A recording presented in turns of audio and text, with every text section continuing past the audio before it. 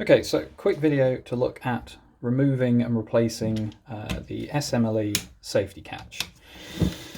The reason that I did this separate from the main SMLE video is because when I first took this apart, I had a nightmare working out the orientations to get this back in properly, and it took me a long time to find it. So I thought if I did this as a separate video, it would be there as a quick resource for anyone else who has problems.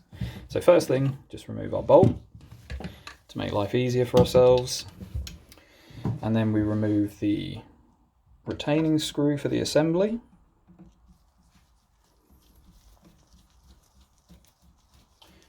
Using our trusty chisel for difficult old screws. So screw out, remove our barbell spring.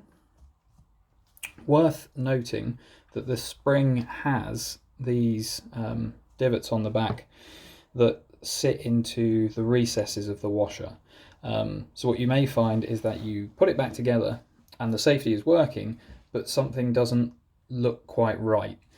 If it's not all sitting flush, you've probably not got this washer oriented the correct way, and then you'd be putting unusual tension on the spring.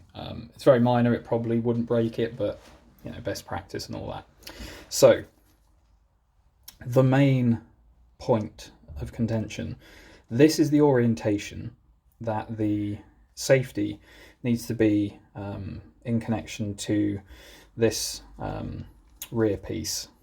If it's in any other orientation, you may get it to line up so that it will drop back into the hole, but the safety won't work correctly. You won't get that positive click, and you'll find that when you look at it, everything will look out of kilter.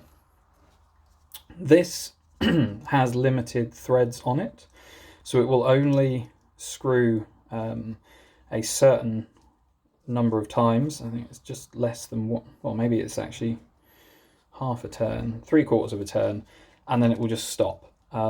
It will thread from any starting position. So I think part of what got me is that a lot of modern threads will only catch from the position that's going to take them to, you know, the right finishing point. This will catch from any position. So the trick is to make sure that you start in the right place so that you end up with this rear threaded piece finishing at the 1 o'clock position in relation to the main safety. And then once you've got that in that 1 o'clock position, you can drop it in, and you can test it. He says drop it in. There we go, drop it in, and then you can test it by just putting some downward pressure and tripping it, and you should get resistance and a click as it goes in.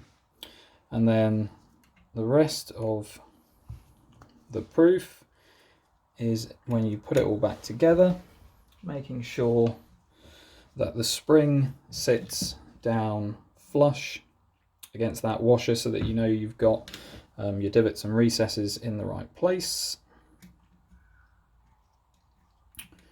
Return the assembly screw.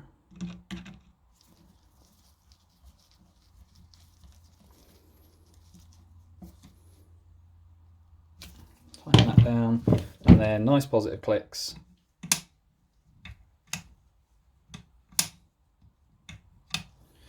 And finally, return the bolt just to make sure that that's all working correctly.